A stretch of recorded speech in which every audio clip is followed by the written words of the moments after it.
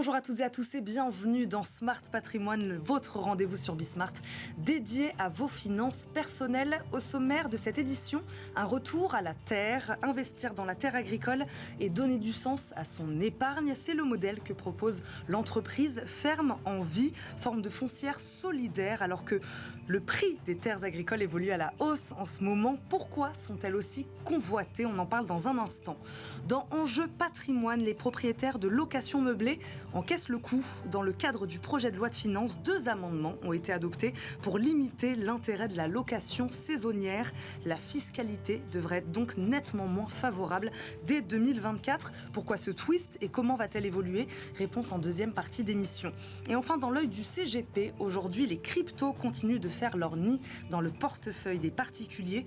Considérés comme un bon outil de diversification, les CGP se doivent désormais de conseiller leurs clients sur cette classe d'actifs, encore mieux même de l'intégrer efficacement à leur patrimoine. Je crois que j'ai tout dit. Eh bien, Smart Patrimoine, c'est parti. Est-ce que vous aussi avez des envies de retour à la terre? Forêt, vignes, les actifs tangibles semblent faire leur retour dans le patrimoine des Français, mais à quel prix? Réponse aujourd'hui avec notre invité Vincent Cross, cofondateur et directeur général de FEV, Ferme en Vie, une solution, je le disais, de financement aux futurs agriculteurs via l'épargne citoyenne. Bonjour. Bonjour. En gros, une foncière qui, grâce à elle, les citoyens investissent dans la terre agricole pour financer des fermes agroécologiques. C'est à peu près ça? Oui, exactement. Comment vous est venue l'idée de ce modèle d'investissement, Vincent? En fait, au départ, on avait envie d'accélérer, d'apporter notre pierre à l'édifice de l'accélération de la transition agroécologique. Et on s'est rendu compte que la moitié des agriculteurs étaient en âge de partir à la retraite. Et donc, on s'est dit que plutôt que d'essayer de changer les pratiques des personnes qui étaient en place, on allait essayer de favoriser des installations de projets plus vertueux pour l'environnement. Et quand on s'est intéressé à l'installation des personnes qui s'installent aujourd'hui, on s'est rendu compte que 2/3 des personnes qui s'installent hors cadre familial, c'est-à-dire qu'ils vont pas hériter des terres de leurs parents. Et pour ces personnes-là, l'accès et le financement du foncier sont un des principaux freins à leur installation. Et donc on s'est dit, pour essayer de répondre à ces 2 enjeux que sont la transition agroécologique et le renouvellement des générations, on va organiser l'acquisition du foncier pour permettre à ces personnes-là de s'installer sur ces pratiques plus vertueuses. C'est hyper intéressant. Est-ce que, comme je le disais en début d'émission, elles sont vraiment plus convoitées, ces terres agricoles? En tout cas, c'est votre constat, vous? Ce qu'on peut voir depuis assez longtemps, en fait, ça fait 30 ou 40 ans que le prix des terres agricoles continue à augmenter régulièrement, tous les ans. Et en effet, il y a de plus en plus de personnes qui s'intéressent à ces terres, soit pour les cultiver, soit pour en changer l'utilité, puisqu'il y a aussi une partie des terres qui sont urbanisées, ou en tout cas artificialisées chaque année. Et donc, il y a toujours un besoin, et en tout cas, ces terres sont assez convoitées. Ouais. Et vous, comment vous expliquez que le contexte actuel, il est particulier, notamment, vous en parliez un petit peu, le réchauffement climatique. En quoi ce contexte favorise-t-il l'investissement et fait même apparaître justement ce moyen comme un moyen de sécuriser ces placements? Alors que moi, dans ma logique, ça aurait plutôt été l'inverse, c'est-à-dire réchauffement climatique, mince, les terres sont en difficulté, et non, finalement, ça fait l'effet inverse. Alors, je ne sais pas si c'est ça qui fait l'effet inverse. Ce qui est sûr, c'est que je pense que ça fait réfléchir sur la façon de produire sur ces terres et d'exploiter ces terres. Et il y a des façons beaucoup plus responsables et beaucoup plus durables, résilientes d'exploiter les terres, ce qui fait que je pense que, et d'ailleurs c'est ce qu'on essaye de pousser sur la foncière qu'on a créée, c'est des exploitants qui vont exploiter les terres de manière beaucoup plus résiliente et qui vont faire que ces terres vont conserver, voire prendre de la valeur grâce à ces formes plus résilientes de produire. Mais il y a des risques tout de même. Mais oui, tout à fait, comme dans tout investissement. Le risque étant, il y a des risques qui sont liés aux aléas climatiques, il y a des risques qui sont liés aussi à un environnement sectoriel qui est quand même difficile et délicat. Le monde agricole, les agriculteurs ont du mal à vivre de leur métier. Et donc, après, ça dépend des activités, mais il y a quand même pas mal d'activités sur lesquelles c'est assez difficile pour eux. Et donc, on peut se dire que le prix des terres pourrait pâtir de cette difficulté des agriculteurs à vivre de leur métier.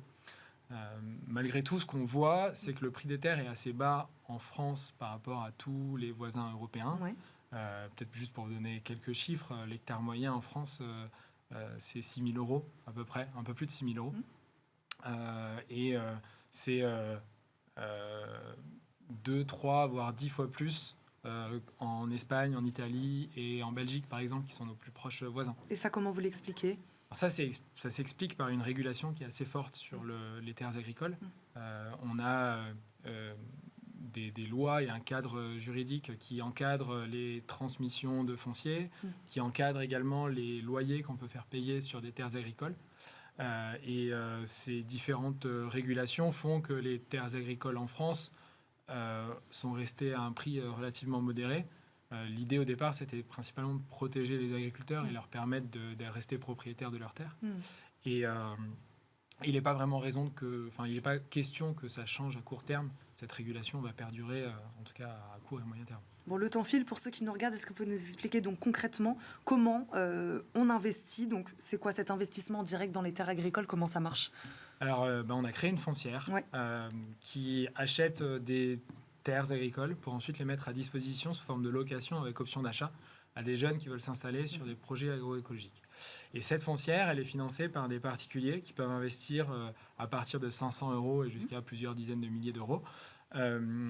Et en fait, ils deviennent propriétaires d'un pourcentage de la foncière, un peu comme une SCPI finalement, mais dans les terres agricoles. Et il y a un triple intérêt de ce type d'investissement, c'est que, l'investissement, on l'a construit comme un investissement avec une utilité forte d'un point de vue social et environnemental.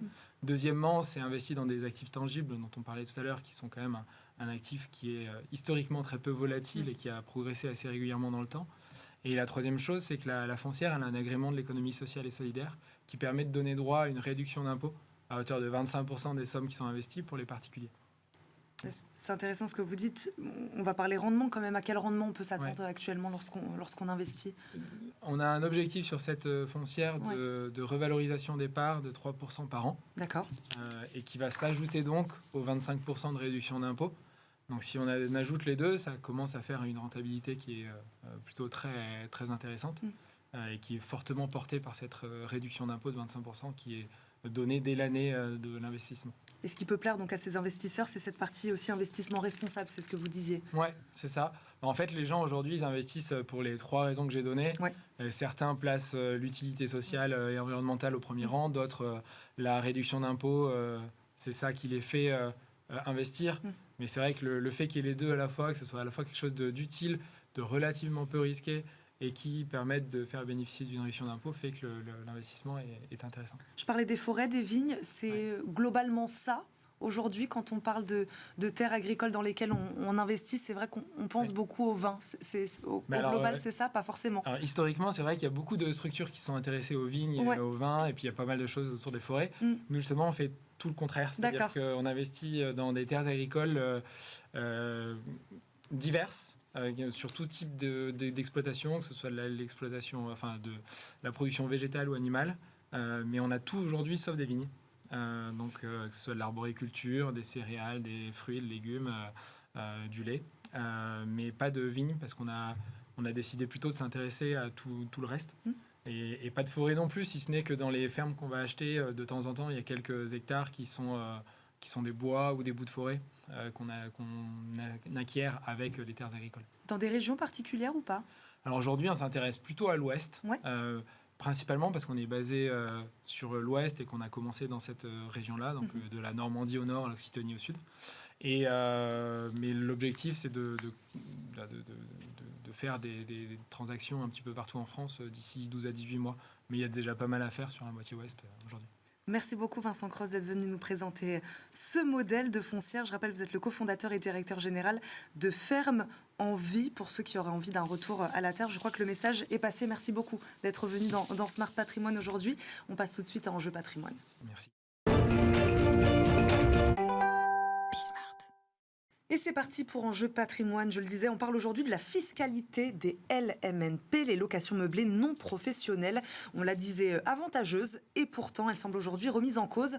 Dans le cadre du projet de loi de finances pour 2024, 2 amendements ont été adoptés en octobre pour limiter l'intérêt de la location saisonnière et inciter les propriétaires à revenir sur le marché de la location traditionnelle. On en parle aujourd'hui avec Aïda Kamoun, avocate fiscaliste chez Villaret Avocats. Bonjour Aïda. Bonjour. Merci beaucoup de nous accompagner aujourd'hui. Thierry Vignal nous accompagne également, cofondateur de Mastéos, un service d'investissement locatif. Bonjour Thierry. Bonjour. Merci beaucoup à tous les deux d'être là. Aïda Kamoun, pourquoi elle a longtemps été prisée par les investisseurs immobiliers, cette location meublée non professionnelle ?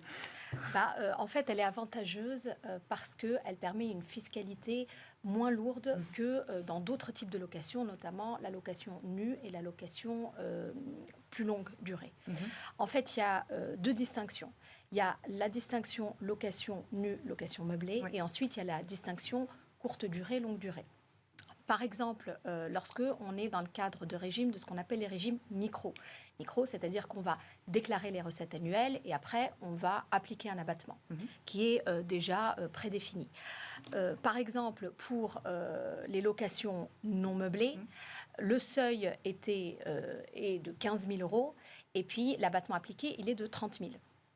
Alors que pour les locations longue durée, on va être sur un seuil de 77 700 € et un abattement de 50%.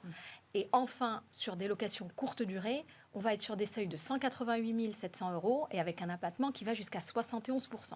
Donc on voit tout de suite l'avantage. Voilà, la location meublée courte durée est plus intéressante. Ouais, on comprend l'avantage de cette fiscalité assez rapidement, finalement, Thierry.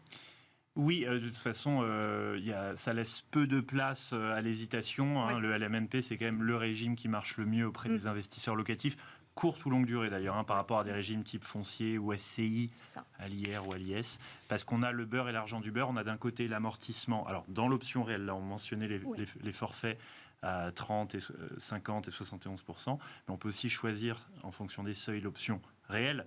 Et sur l'option réelle, on pratique l'amortissement qui permet d'écraser, parce que c'est une matière déductible qui vient écraser le revenu locatif jusqu'à l'annuler. Donc on paye en tout cas pas d'impôts ou très peu, alors qu'on génère du revenu locatif. Et c'est pas repris en sortie. Et c'est ça la magie du LMNP, c'est que d'un côté, on a une défiscalisation des revenus et jusqu'à ce que ça soit remis en cause, c'est pas repris à la sortie. Voilà. Alors que normalement, dans tous les autres régimes où on peut faire de l'amortissement, on a une reprise. C'est-à-dire que ça vient alourdir la facture sur la plus-value en sortie. Et donc le meilleur des deux mondes fait que tout le monde se jette dessus. Et le problème avec ces amendements, c'est qu'en voulant pénaliser la location courte durée, ça vient déborder de manière un peu aveugle et sans discriminer vers la longue durée, qui pourtant est assez utile sociétalement pour loger des étudiants, contrairement, on pourrait le dire, au Airbnb. Bon, on va parler des conséquences de ces 2 amendements, mais avant de parler des conséquences, on va dire déjà ce qu'il y a dedans. Qu'est-ce qu'ils nous disent, Aïda, ces 2 amendements adoptés ? En fait, ils font déjà... en fait, on va calquer la courte durée sur la longue durée. Donc, sur le régime micro dont je parlais tout à l'heure, en fait, on va avoir les mêmes plafonds et les mêmes taux. Donc, ce qui fait qu'on va passer, pour que ce soit de la location meublée courte ou longue durée, on va avoir un abaissement à 77 700 € sur le seuil de revenu et enfin un abattement de 50% contre 71% jusqu'en 2022. Donc, c'est un impact très vrai impact important sur le portefeuille des Alors là, une petite nuance pour les zones où l'offre et la demande de logement n'est pas très impactée. On peut augmenter le taux et augmenter de 21%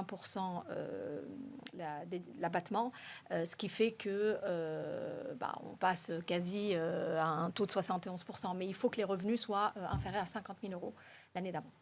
Petite question aussi, Thierry, comment vous expliquez là, que les meublés touristiques soient d'un seul coup un peu pointés du doigt par l'État ? Qu'est-ce qui s'est passé là ?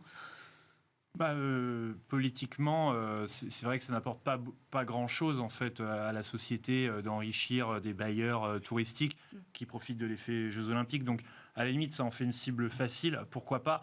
Mais comme je le disais, c'est dommage quand ça déborde sur de la longue durée et qu'on ne fait pas la distinction, parce que là, on est sur une pénurie historique du parc locatif. Les étudiants peuvent plus se loger. On a moins 34% sur Paris de baisse. d'offres de location en moins, et plus 20% de candidats locataires.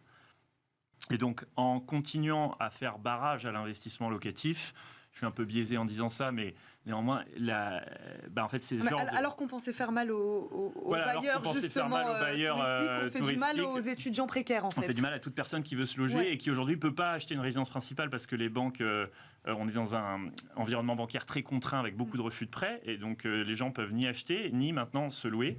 Et plus on va mettre de barrages, on a déjà eu... les plafonnements de loyer, à la limite, pourquoi pas, l'explosion des taxes foncières, la loi sur les passoires thermiques, et tout ça vient se rajouter et fait d'épouvantail sur ce marché.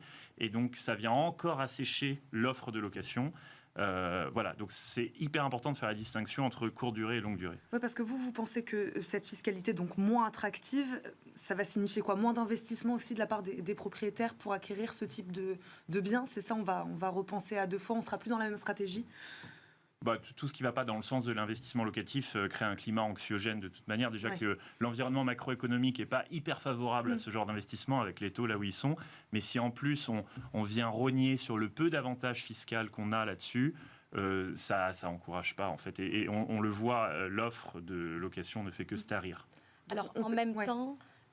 faut pas oublier qu'il y a aussi les amendes qui ont été mises en place, parce que dans certaines villes, on n'a pas le droit de faire de Airbnb.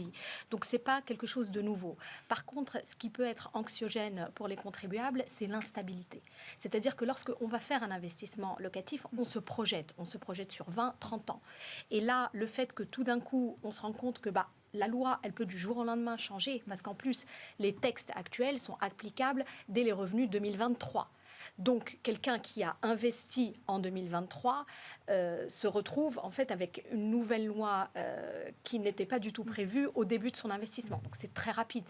Donc, c'est plutôt le côté instable et qu'on se rend compte qu'on peut changer très rapidement ces régimes qui est plutôt anxiogène. Parce que le texte en soi a été, entre parenthèses, un peu limité. On aurait pu aller beaucoup plus loin. Parce que, comme vous le rappeliez tout à l'heure, effectivement, l'amortissement n'est pas récupéré à la sortie. Et là, il y avait des amendements qui étaient proposés en ce sens-là, de réintégrer les amendements au moment de la cession du bien. Et là, ça n'a pas été jusque-là. Donc, c'est plus l'instabilité, le fait que du jour au lendemain, tout puisse changer, que vraiment cet amendement qui a été voté, qui est passé avec cette loi de finances. Mais donc, on pénalise là un peu plus largement, finalement, le marché de l'immobilier, Aïda ? Alors ça, l'avenir nous le dira, mais de toute façon, le marché de l'immobilier est de facto pénalisé depuis quelque temps, et la crise Covid n'a absolument pas aidé. Depuis la hausse des taux. Il y a plein de facteurs qui font que l'immobilier souffre en ce moment. Mais comme vous le disiez, Thierry, c'était peut-être la dernière enclave, justement, le dernier aspect un peu positif en termes de fiscalité, d'investissement immobilier. Ce ne sera plus le cas. Oui, alors, je pose quand même la question. On peut toujours faire du réel, il me semble. Oui, bien sûr. C'est quoi le seuil minimum pour en faire de l'option réelle ? Il n'y a pas de seuil minimum. En fait, soit on opte pour le micro parce qu'on est en dessous du seuil de 77 700 €. Et dans ce cas, c'est plus facile. C'est juste, on déclare les revenus qu'on a, on applique l'abattement de 50%. Donc on peut faire du réel. Tant qu'on peut faire du réel. Et on peut faire du réel. C'est pour ça que je vous dis, l'impact, il est minime de cet amendement. Il faut continuer de faire du réel, bénéficier des amortissements sur le réel. C'est ça. On aurait eu beaucoup plus peur si l'amendement sur la reprise des amortissements en sortie était passé. Mais là, n'est pas passé. Il me semble, il n'est pas passé, donc on souffle un peu.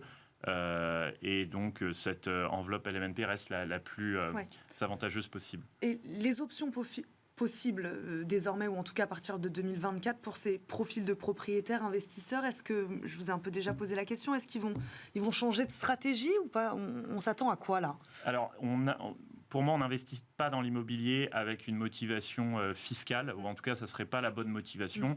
On investit parce qu'on a trouvé une bonne opportunité de marché. Est-ce qu'il y en a encore ? Oui, en revanche, il faut sortir un peu des sentiers battus. Déjà, on est sur un marché qui est très baissier. Ça ne se reflète pas encore dans les chiffres des notaires, mais sur le terrain, on voit des baisses 10-15% selon les villes. Et donc, il faut profiter de ce marché baissier pour négocier agressivement à l'achat, ce qui permet de faire des bonnes affaires, qui viennent un peu faire oublier le montant des mensualités avec les taux, qui sont temporaires, parce qu'on peut toujours renégocier son crédit à la baisse, alors que notre prix d'achat, il est éternel. Donc, il faut profiter de cette situation pour être agressif en négo, et aller voir des villes qui ont moins subi la volatilité du marché. Il y a plein de villes moyennes qui sont hyper intéressantes, rentables, accessibles, avec une forte demande, des revenus par habitant élevés. Je pense à des villes qui sont, c'est pas Lyon, Bordeaux, Paris, mais si on va du côté de Angoulême, de Colmar, de Albi, Cholet, Montauban, ces petites villes qui ont des très bons fondamentaux, qui sont un peu oubliées. Ça va être vos stratégies, c'est ce que vous allez recommander chez Mastéos. Ce que je recommande, c'est oublier un peu les grandes villes qui, de toute manière, malgré la timide baisse de prix, restent trop chères pour être finançables dans le contexte actuel, et aller voir du côté des villes moyennes qui sont un peu les grandes oubliées, alors que ce sont des marchés fantastiques d'un point de vue, en termes de potentiel financier, il y a plein de belles choses à faire là-bas. Mais il faut bien manier les statistiques pour comprendre quelle ville offre un rendement élevé sans offrir le risque qui va avec. Par exemple, à Niort, c'est spectaculaire, c'est 2 000 € du mètre carré, capital des banques et des assurances, locataires en nombre, solvable, un marché qui est safe et rentable à la fois. Donc, mieux vaut privilégier un Niort que la grosse coloc à Lyon en ce moment. Aïda Kamoun, vous êtes d'accord avec ça? Il faut peut-être dériver sur d'autres villes, finalement. Alors, probablement, de toute façon, il y a des villes, notamment Paris, où, en principe, on n'a pas le droit de faire du Airbnb sans avoir un accord préalable. Donc, de toute façon, ce type de location n'est pas adapté aux grandes villes que vous citiez. J'étais sur la longue durée, mais ça marche aussi pour la courte durée. En tout cas, pour la courte durée. Et aujourd'hui, ce qui est impacté dans la fiscalité, c'est la courte durée. La longue durée, il n'y a rien qui a bougé, en fait. C'est juste... À part l'abattement qui... Non, c'est juste la courte durée qui est impactée. Oui. Parce que, en fait, l'abattement de la courte durée est le même aujourd'hui que celui de la longue durée. Donc, ça ne change rien. C'est ça ce qu'il faut retenir. Pour résumer, Aïda Kamoun, coup dur ou pas coup dur pour ces propriétaires, quand même? Moyen, coup dur. C'est-à-dire que moi, la seule chose, c'est effectivement, comme je vous l'ai dit, c'est plutôt le côté instable où, voilà, on se rend compte que ça peut changer et qu'un investissement fait aujourd'hui, en tout cas, comme vous le disiez justement, on n'investisse pas uniquement pour des raisons fiscales. Il y a effectivement l'opportunité du projet. Et on se dit que potentiellement les règles peuvent changer. Voilà, on se dit potentiellement du jour au lendemain, ça peut changer. Merci beaucoup à tous les deux d'être venus nous voir aujourd'hui, d'avoir parlé de fiscalité des LMNP. Merci Aïda Kamoun. Je rappelle, vous êtes avocate fiscaliste chez Villaret Avocat et Thierry Vignal, cofondateur de Mastéos, service d'investissement locatif. Merci beaucoup à tous les deux d'être venus nous voir. On passe tout de suite à l'œil du CGP.